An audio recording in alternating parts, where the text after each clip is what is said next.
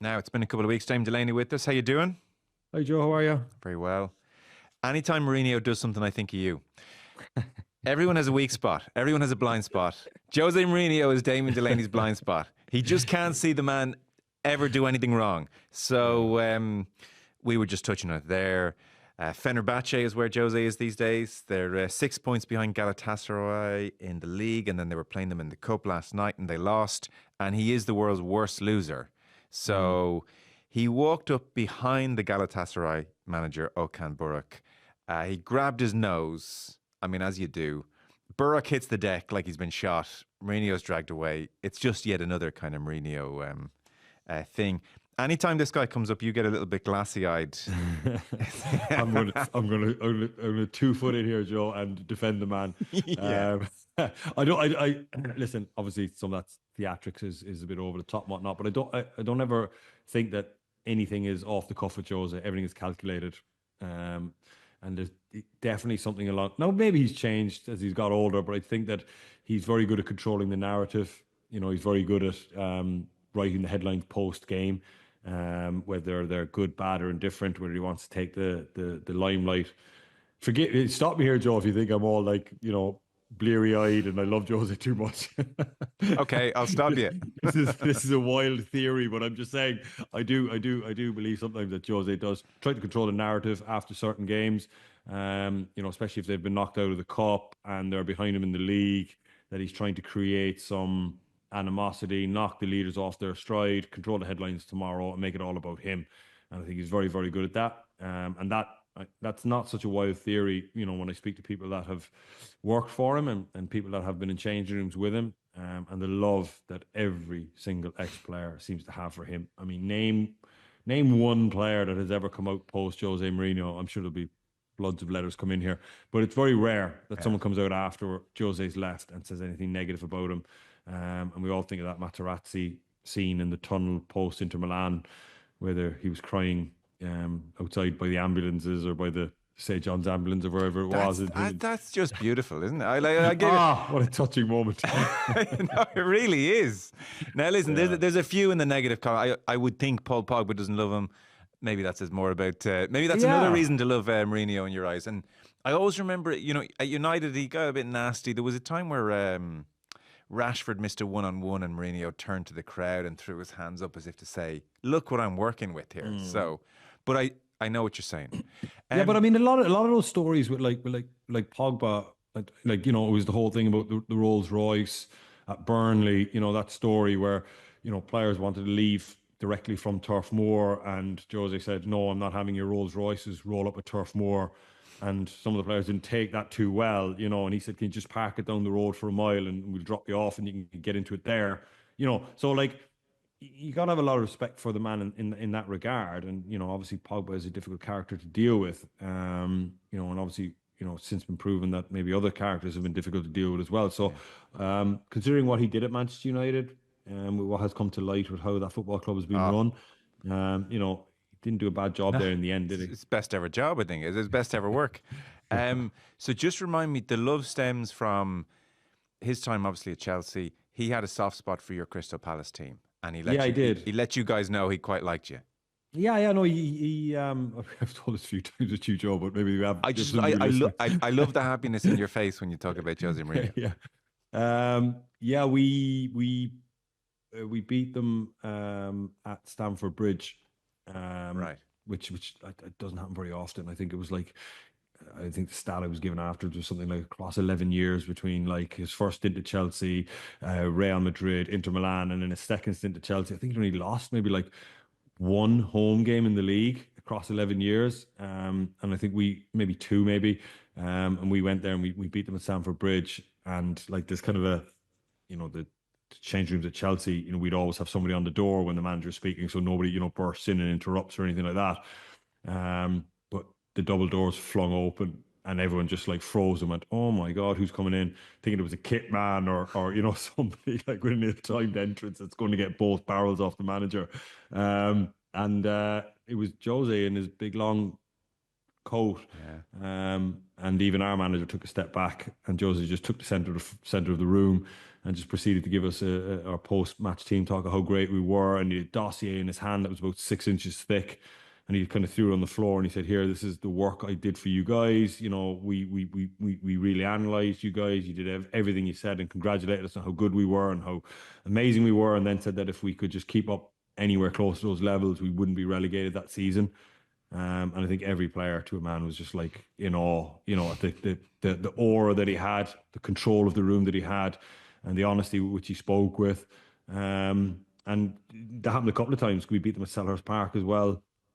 And again, very, very similar. It just comes in our changing room and effusive in his praise for us and how much he respects us, what we do, and just incidents like that. Meeting him, like before Premier League games, an hour before the game, the captain and the manager of each team go to the referee's room, and there's like you have a meeting there basically with the Premier League referee of the day, and he tells you, if there's any messages from police, i.e., sites to warm up on. If you score a goal, don't celebrate. Messages that he's had from his bosses of, look, we're clamping down on X, Y, and Z. I can't tolerate abuse. If you do come to me, please don't come waving arms because we've been told that it's a bad look. Whatever it is, and then you exchange team sheets and whatnot. And obviously, you're kind of standing in a referee's room with John Terry and Jose Mourinho, which is kind of a surreal moment for someone like me. Afterwards, then when you leave the referee's changing room, again, he chats to you in the tunnel at Stamford Bridge, and you're just like, oh my God, and you just, probably thought I was a mute of some description because I could barely utter a sentence. But so listen, a lot of time for the guy. I know a lot of people don't, but No, you're living in his pocket. I get it. I understand. Because I always you were out for dinner with some people at one stage, and I remember you saying to me that he came over, hand on the shoulder, a little hello. And no, Joe, get it right. The table is very impressed. Joe, it wasn't a hand on the shoulder. It was the Jose face slap. The face slap, of course.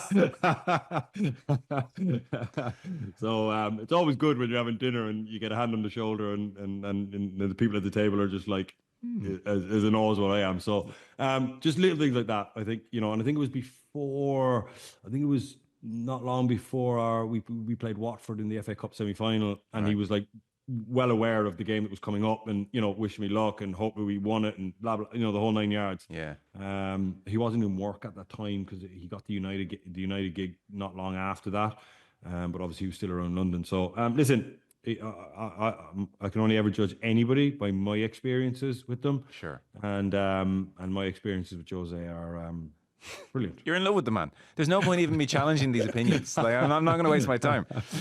One last one on that kind of broad area of, I guess, being a coach.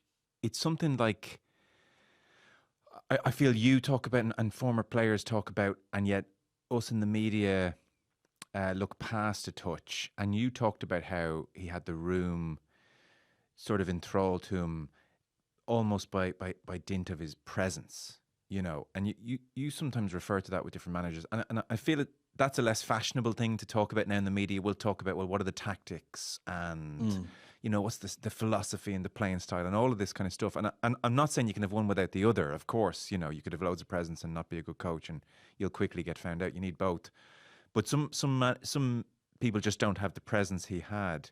And I think I and others underestimate that kind of visceral, this guy's walked in the room, and intangibles come to the fore, and this room of alphas, somehow everyone's looking at him and they recognize a leader. And it's a thing we don't talk about as much, like I said, in the media, and yet you will often refer to it with different managers, like some guys just have it and you just sense it, and you see others and it's like, that's not a leader of men kind of vibe. Yeah, I mean, listen, like there's very few people, only one or two, where you could be in a room facing away from the door and you can hear the door open behind you, and immediately that somebody has walked in. Yeah. Just like it's a weird thing, right? Where you're not facing, but you can feel a presence behind you, and you're like, oh my God, he's there. Like it's him. And there's only been a couple of people in my life that have kind of had that. And I think that ties into, you're talking about tactics and ideas and stuff. You can have the best ideas in the world, but if you can't get them out to your players and you can't get them to believe in them, Yeah. then you're sunk. So you have to have a presence that, like, if a manager tells you something and you do it, it's the right thing to do. But also the manager has to be right, because there's no quicker way to lose a changing room than the manager to tell you to go on a pitch and do something. You go in there, you do it exactly as he asked, and it was catastrophically wrong and you got beat. Then players will come in and go, oh my God, because the following week he's going to ask you to do something and you're going to be thinking in your mind, oh my God, if I do this, is it going to work out again? And I've had that as well, Yeah. Whereas I think Jose and those types of managers, invariably they're right. And they know that if they can get their ideas across to the players, get the players to buy into it, sell their ideas to the players, that all will be well. And I think Jose was the master at that, really. Yeah, and I guess that imbues the presence further, and it's kind of a circular thing. So the football last night on Liverpool's win against Everton, Moyes afterwards said, look, they were the better team, no arguments. Everton obviously had their chances, but he said Liverpool were much faster and better than they were in the recent game at Goodison. And Slot afterwards was talking about it, just how delighted he was with the win, because he said Everton are so hard to score against. They're so organised, they're hardworking, they're all tall. You can't just lob in crosses. It's like we kind of went out thinking we have to keep a clean sheet because this is going to be a hard game to win. So they have won. They need 4 games and a draw to win the league. So it's sort of a case of when, not if. Maybe that break came at a good time for Liverpool because they were blowing gas lately. Yeah, perhaps they did. I mean, they looked sharp last night. They did look good, in fairness to them. You can't deny that. And like you said, it's a matter of when and not if. Perhaps the break did come. I just think they'll be a little bit disappointed with the 2 weeks previous going out of the Champions League and losing to Newcastle. It would have been nice to have more than just the Premier League. And I think some Liverpool fans might be, not upset, but a little bit, peeved that they didn't stay in the Champions League a little bit longer or win the League Cup.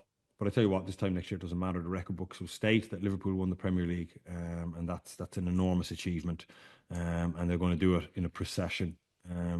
It just remains to be seen now whether there's a kind of a shadow over, not a shadow, I mean, that's a bit harsh, but, over the contract situation, if that turns a little bit ugly, if the longer that goes without those players committing, the media will start getting involved in those stories, and might be a little bit of a kind of a cloud over it. Yeah. But inevitably, look, they're going to win the league, and they deserve it. They've been far and away the best team. I was curious, just chatting to you briefly before coming on air about the game, what you made of it.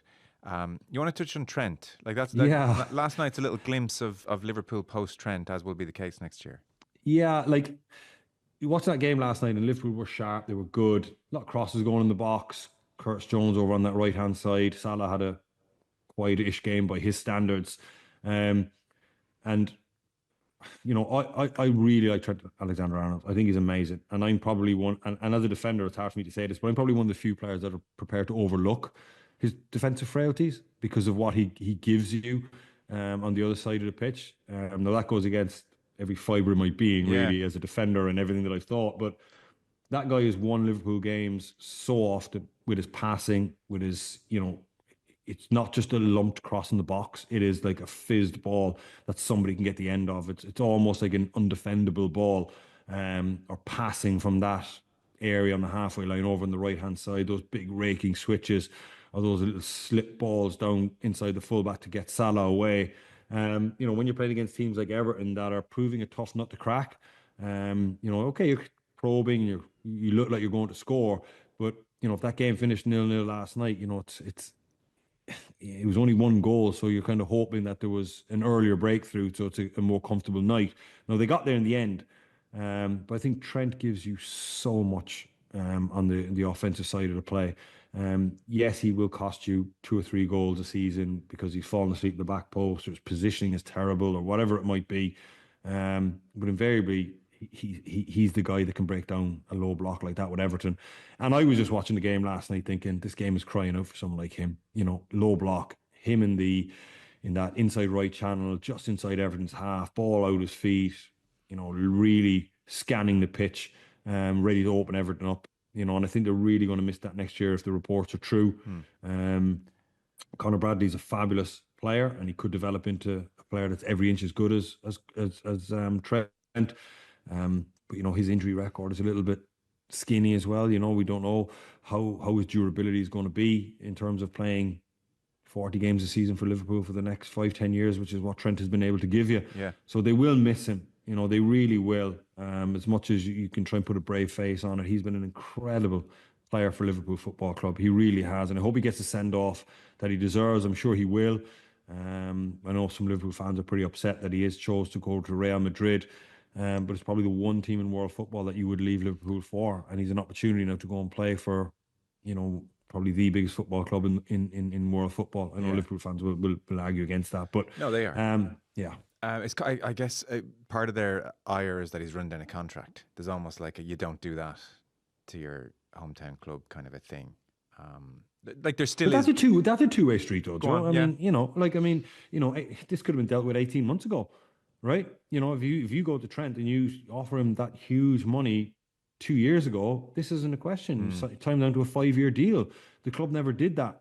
So, this has got to a situation where the club are partly responsible for it as well. If 2 years ago they go to Trent, they say, here's a 5-year deal, I'm going to make you like one of our top paid players. This has been put to bed. The Trent is there for life. Yeah. But the longer this is gone, the more then his agent is like, oh, I've been talking to Florentino Perez, and all of a sudden it's like, oh, that's interesting. And by the way, I spoke to Liverpool this morning, and they're not budging. The offer is the offer. And he's like, oh well, I feel I deserve more.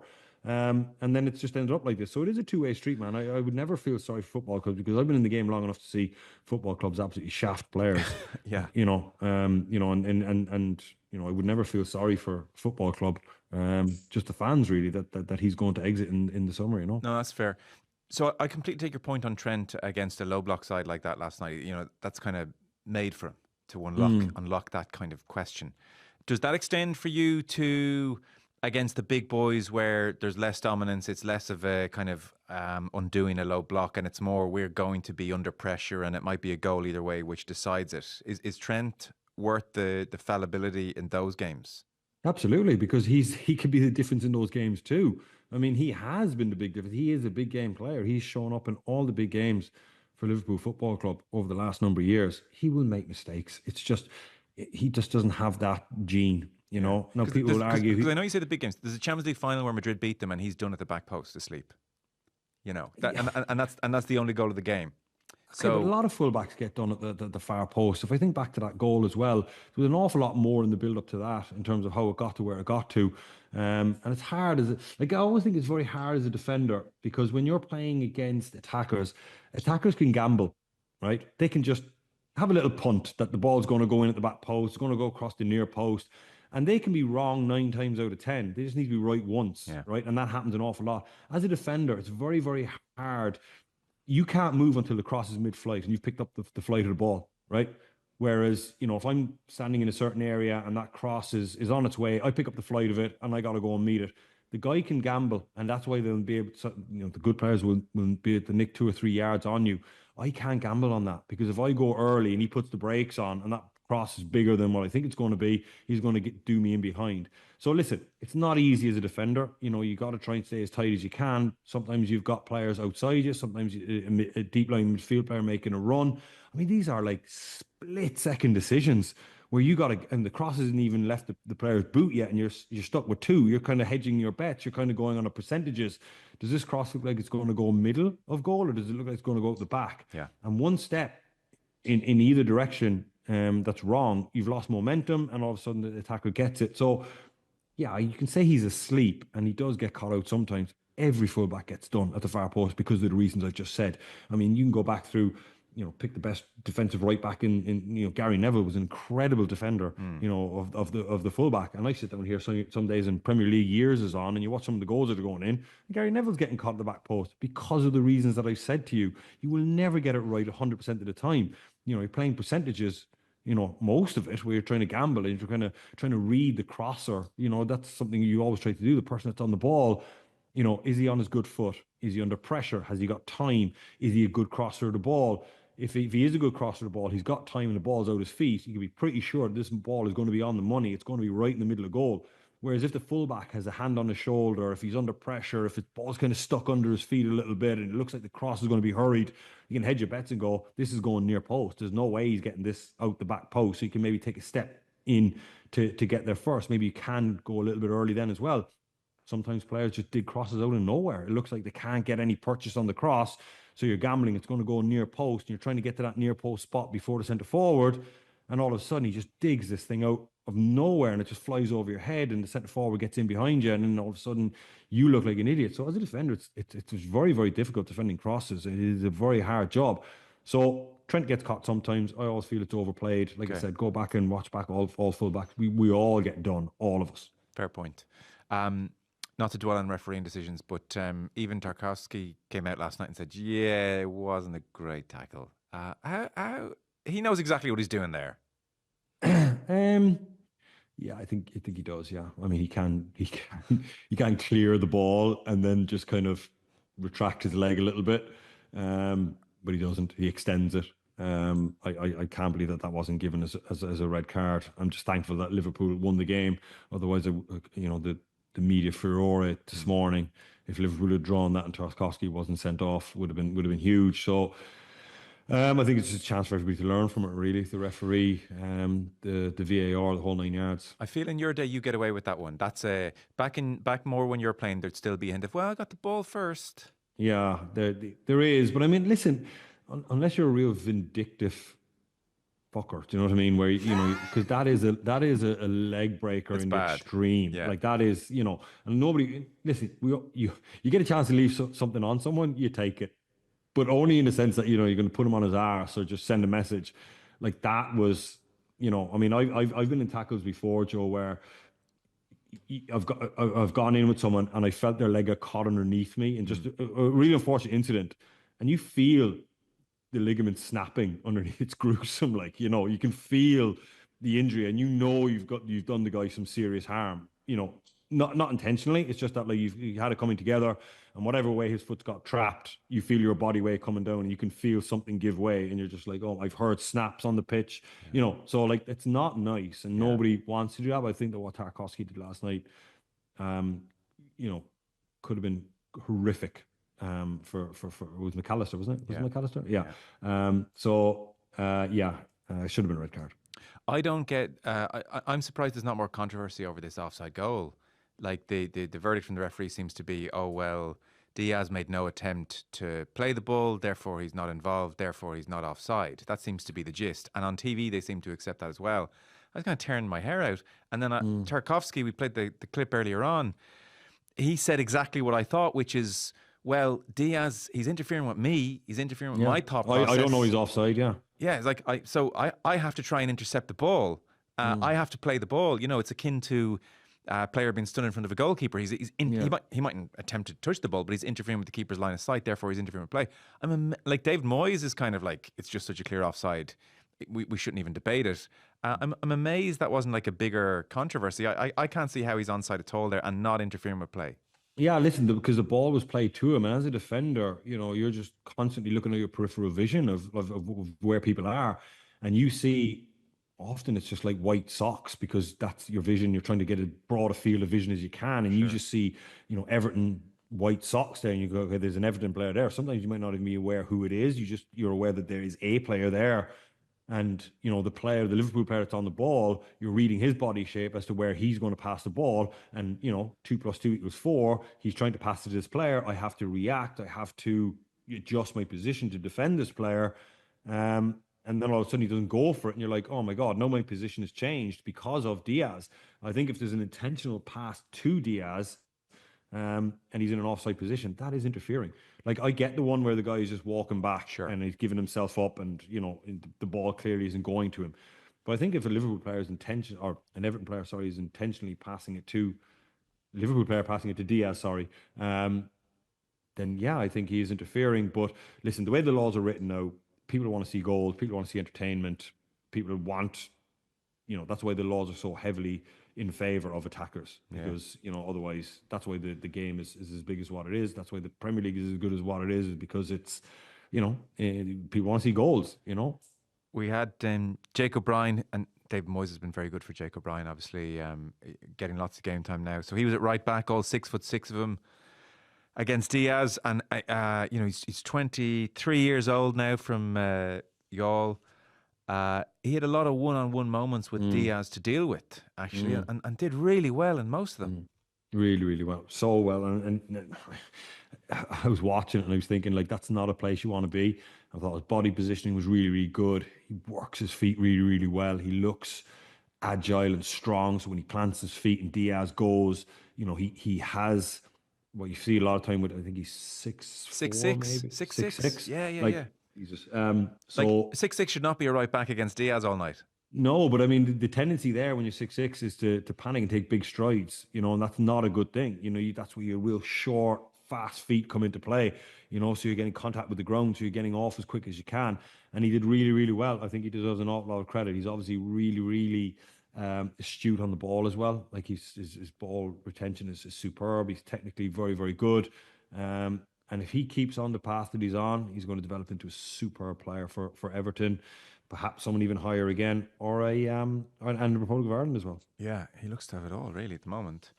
To push on then before time comes against us, I know you were watching the Arsenal game on Tuesday night. They beat Fulham 2-1. Saka off the bench and scores and hugs the physio and it's all that kind of stuff. And they've obviously missed him. 16 Premier League games.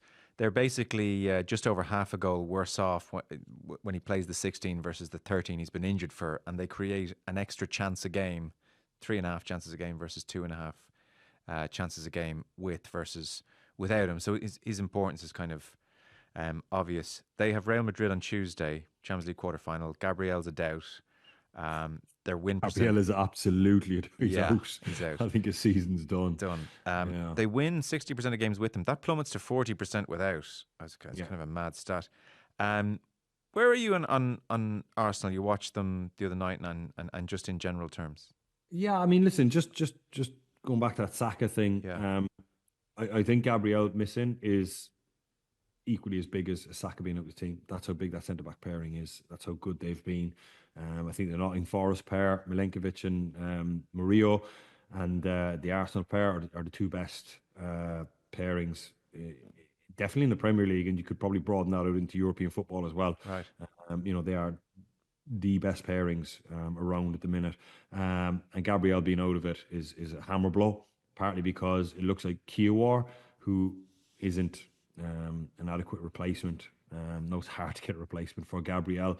I was making a point the other night after the game that I would be happier to see Ben White come in at centre back. I think he's going to be ready. Just listen to Arteta that he's going to be okay for the Madrid game, and keep Timber at right back if he's okay, because I know he's carrying a couple of issues as well. But Saka coming back into the team, I think will coincide with Martin Odegaard's uptick form, because he has fallen off the side of a cliff, and the reason being is down that right hand side, when Ben White, Saka, and Odegaard harmonise, it's brilliant, because Odegaard will always drift over into the inside channel. Saka always plays it and follows, runs after it, and Odegaard, they're always bouncing passes with each other. Ben White is an adequate sit and serve full back. Sometimes he overlaps just as a decoy. Sometimes he just stays out of it and lets Odegaard and Saka get on with it. And I think Odegaard would probably be the happiest person in the world to see Saka come back, because when he's drifting over that side and it's Wanyeri or whoever it may be, they just don't have the same understanding. So I think Odegaard's form is going to be regained. But look, I think Arsenal's season is pretty much done. I can't see them getting past Real Madrid. I really don't. Gabriel, I would have given him a chance, a fighting chance, because you would have had that centre-back pairing. You would have had Rice and Partey, who are capable of filling holes and putting in the work rate required to slow Madrid down. Now, you would have still needed a huge slice of luck and things to go your way, and perhaps a couple of refereeing decisions to go your way. And then hopefully Saka gives you that kind of penetration to get a goal. So pre-Gabriel injury, I would have said, look, it's doubtful, but there's a chance. And I think, if things went Arsenal's way, they could do it. But no, I just think that there's an air of inevitability. It's going to be really, really difficult with Gabriel out of the team. Yeah, is. So that thing kind of a write-off of a season, and it was a season which promised much. Would you have faith that Arsenal that this has kind of been injuries, just bit unfortunate this year? Next year, get a striker perhaps over the summer, really regroup. Would you have faith that under Arteta, Arsenal actually are still kind of on track and going in a good direction, and next year is going to be a big year, or have you lost faith in the whole thing? No, I have faith in Arteta. I think he's definitely good enough to get Arsenal back to where they want to be, which is, competing at the semi-final, final, potentially winning Champions League and winning Premier Leagues. It's the club that I don't have faith in. This centre forward issue has been around for a while. You were always at the mercy of I think our mid-season there, Odegaard went out the team. They kind of lost a bit of form. Then Saka went out the team. Then Havertz and Gabriel went out the team. You look at Liverpool and the squad they've built, they've been able to absorb losses of players, with the exception of Mo Salah. But even Salah's form is starting to tail off a little bit now. But they're still able to absorb that, right? Because they have 5 players for those front 3 positions, and they're able to rotate them in and out. And whatever you think about Darwin Núñez, he still contributes, right? And he's still, an option that if they need, if they're playing against the high line, Núñez can run in behind. If they're playing against a low block, they've got tight technical players. So they have options. Arsenal have no options, okay? Gabriel Martinelli played really well the other night. It's his first game, I would say, first good game in at least 12 months, potentially 18, where he actually started to look like the player that he was a couple of years ago. And you can't lose one player and the whole thing fall apart. And they've lost one player. This centre forward issue was a problem last summer, right? Havertz was kind of papering over the cracks. Did he want the number 9? Does Arteta prefer to play with a false 9? Is that their gig? They went into January knowing they needed a number 9, and they still didn't do it. And there was centre forwards moving, right? And there was options available. So I just think it's time for the club now to say, do we want to win these competitions, or are we happy just to be, second, third in the Premier League and get into quarter-final, maybe semi-final of the Champions League if we get on the right side of a draw, right? So this new guy that's come in, Berta, that replaced Edu, that's another point as to why I think that I have doubts about Arsenal is a director of football at Arsenal doesn't leave Arsenal to go to Nottingham Forest, right? I'm sorry, Nottingham Forest fans, but Arsenal Football Club on the verge of winning a Premier League and, on the verge of, potentially doing some damage in the Champions League with a couple of additions, your director of football leaves, right? There's only one reason he leaves is either A, he's not being listened to, or B, he doesn't feel like that club can progress any further, right? If he felt that there was progression left in that football club, you'd stay and you'd get it over the line, because trust me, being successful at Arsenal is an awful lot better than being successful at Nottingham Forest, right? Yeah. So him leaving is a bit of a red flag for me. No, I don't say that with any authority because I have no idea why he left. But it's a little bit of a red flag. You don't leave Arsenal to go to Nottingham Forest. No, he's doing a great job at Forest. But Bert has come in now, and it's his job to try and, tie this all together. And I just don't know if Arsenal are prepared to go and spend that 130, 140 million. We say it so casually these days, don't we, Joe? Like, as if it's spend it. Come on. Yeah, it's an obscene amount of money. But I mean, if this club is serious, if I was Berta, I would straight away I would be saying, right, can we go and get Ademola Lookman out of Atalanta and put him on the left wing? And at least now we've got a double threat of Saka one side, Lookman the other side. And if Saka gets injured, well, then Lookman will pick up. If Lookman gets injured, we've got Saka, right? And then you've got a nice enough supporting cast of players that can play 15 games a season, the likes of Trossard, Martinelli, Ranieri might develop and whatnot. But you need a team of superstars, and I just don't know if that appetite is there at Arsenal. I just don't know if they really want to do it as a football club. But I do have faith in Arteta. I really like Arsenal Football Club. Anytime Arsenal on TV, they're a nice watch. They're enjoyable to see. But you need to ask the owners what their definition of success is before you kind of make a judgment on Arsenal, because I'm not sure their definition of success is similar to what Man City's are, where it's trophies or nothing. I think Arsenal might be a little bit different. Don't want to keep you all day. I had a couple of kind of well-worn themes that I half jotted down to touch on. We won't touch on them all. Like Manchester United are just Manchester United. Harry Maguire thrown on off the bench for like 10 minutes up front is where they are. And he does better than Xerxes and Højlund in terms of shots. So even that's bad. Nottingham Forest, I mean, it's mad, really. 2 shots to Manchester United's 23. Like, there's something freakish going on there. Meanwhile, Marcus Rashford looks happier than ever, scoring for Aston Villa. And then Evan Ferguson missing his chance and going off after 45 minutes. They were all kind of the things I wanted to touch on with you. Do we need to talk about Man United again? We probably don't. I mean, what can you say? Just talking about director of football leaving, the Dan Ashworth thing, I mean, it's as clear as day why he left is because, he was brought in to fix the club. He probably had a plan drawn up. And then he was probably summoned to a meeting one morning and said, oh, by the way, we're going for Ruben Amorim. And he's like, well, hang on a minute. We had a clear plan of, what we want to be, what our values are. what type of football we wanted to play, what shape we want to play, what brand of football do you want to put on display to the world for Manchester United. And then all of a sudden they just go, I mean, to call it a 180 is just like, it doesn't do it justice by going and signing, because he would have said, look, okay, if we're going to play this way, we have in a squad of 20, we maybe have 12 that can kind of do a job. We'll swap out 4 or 5 this window, 4 or 5, and we'll start making progress to where we want to be. And then you got Ruben Amorim, and he sits there and says, well, we maybe have 1 player in our squad that can play in that guy's system. So now we need 19 new players. The club have just gone, yeah, that's where we're going. And obviously he just said, we can't do that. This is the type of harebrained, trigger-happy decisions that have gotten Manchester United in the mess that they're in. So either he left or he couldn't get on board with the idea. But either way, that is, I mean, okay, the Edu one was a red flag. I mean, that is as clear as day what's happened there as to why he's left, because he just thought, from a professional point of view, I can't work with this. This is insane what we've just done. Yeah. I don't know if Man United are going to continue this Ruben Amorim experiment. If there is money available in the summer, how quickly they can turn that squad over to give Amorim what he wants. But what is clear is that the manager's ideas, which he is not relinquishing, are not compatible with the playing squad of what he has. And we've gone over this. Yes. So that's why Manchester United are where they are. And until they get some leadership and a clear plan of action, they will continue to drift. They have City at the weekend.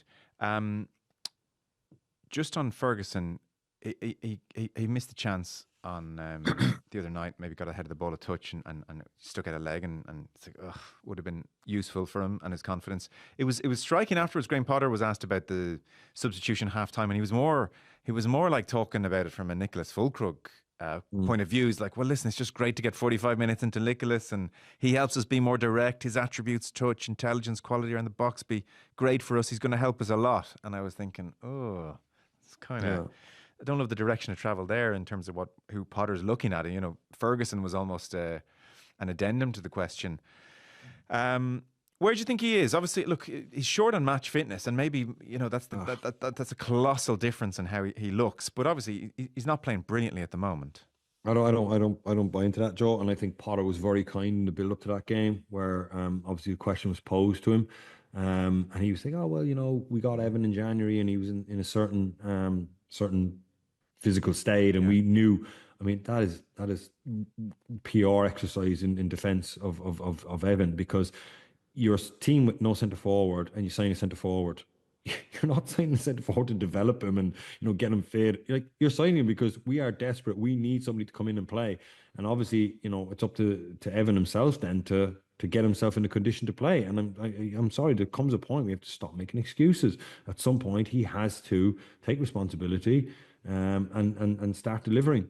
At club level, he scored a goal for us the other night with Ireland, but at some point, he has to take responsibility for his career now. And he's been given chances. He got a start last night, and it might sound harsh, but this is professional sports. You just have to take your chance when you're given it.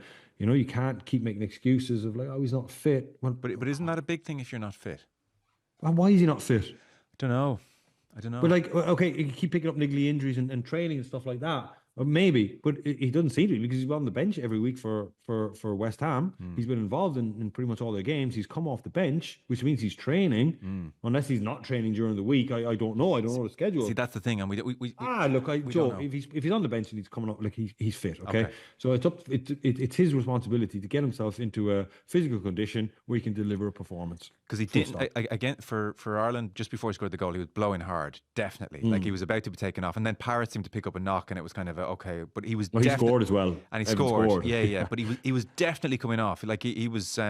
He was nowhere near fit that night. That's where I looked at him and thought, well, he's at about 50-60% here. I feel, that's where I'd make an allowance for him. To your point as to why is he at 50-60%, that's an interesting question. I don't know. Maybe he's not been able to train flat out for the guts of 6, 7, 8 months, and it just takes time. And he's a big unit, and maybe fitness comes to people at different speeds. But he needs to run at 10 games, maybe. So basically, he's bleeding out slowly here. I mean, just to take on your point there, maybe he is struggling, right?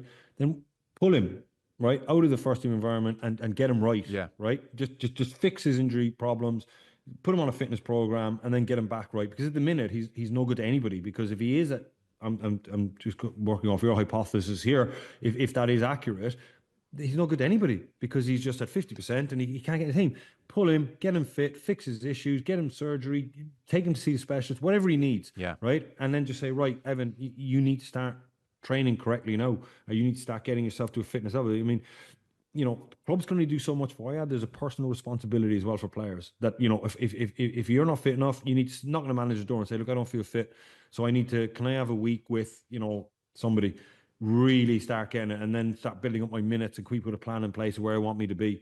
And at the minute, it looks too scraggly. It's all over the place. Yeah. And he needs to, again, like, I want to give him the benefit of the doubt, but I'm not prepared to be honest with you. I think he needs to take responsibility for his career now and start delivering performances when it matters. And he had an opportunity this week, start a game for West Ham Football Club.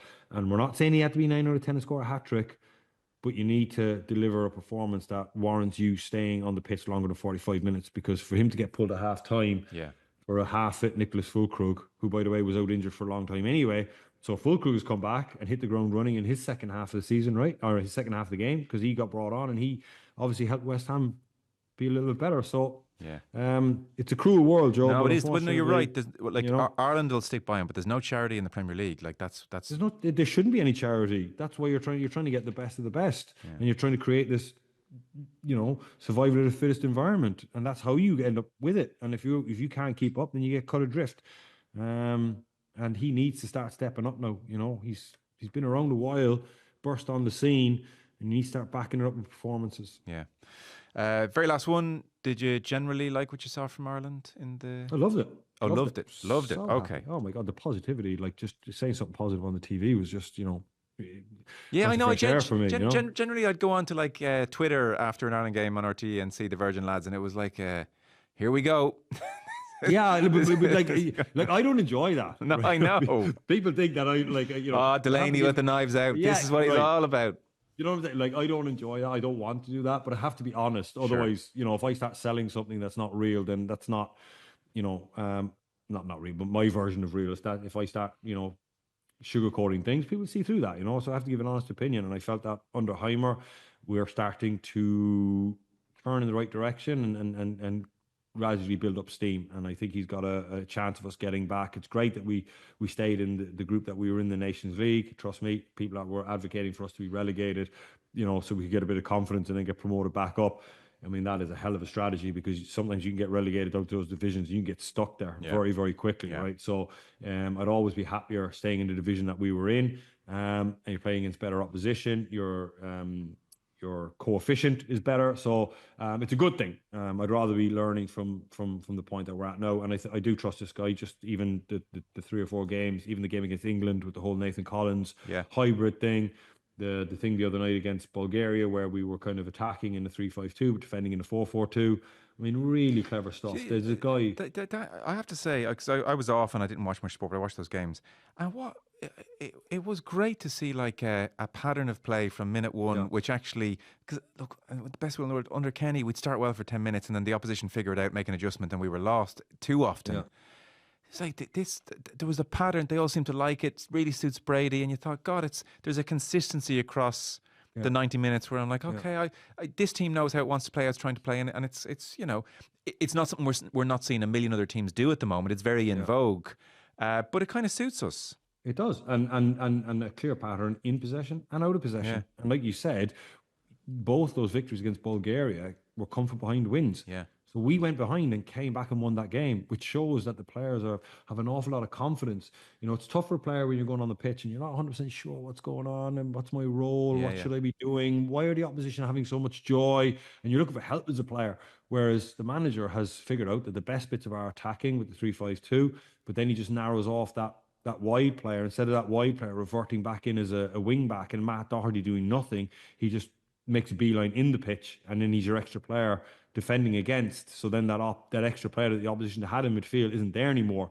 Now, granted, there's a weak spot on that where Matt Doherty can get isolated, but teams like Bulgaria won't find that. They won't be able to bring that ball back to point and hit that big rake and switch, and then all of a sudden Matt's, So what I'm saying is, he's not fixed it, but he's kind of moving in the right direction. And other teams, if you're watching Ireland now, you'd say, well, when they defend in a 4-4-2 and that wide player tucks inside to be the extra central midfield player, if we can bring the ball back to point and switch it quickly, Matt Doherty's the one that's going to have to get out, and all of a sudden we will create holes. But again, that's another problem for him to solve, and he will solve them because he has shown that he's capable. So, okay, I'm looking forward to Ireland games. Genuinely, I used to dread them, but I'm really not dread them because dread them because I actually had to cover them. yes. But I'm looking forward to Ireland games now. I'm looking forward to the team selections, his tactics, how he sets the team up, and then watching players develop. Because all of a sudden, all these players that we were all saying, that was a tagline of what was the previous manager to do? We just don't have the players, right? That was always what was thrown out. Well, but now we've seen that these players are capable of beating the likes of Bulgaria, and hopefully the likes of Armenia and Hungary. Dude, that was brilliant. So interesting across everything there. Thank you so much. We'll try it again next couple of weeks. Damien Delaney, cheers.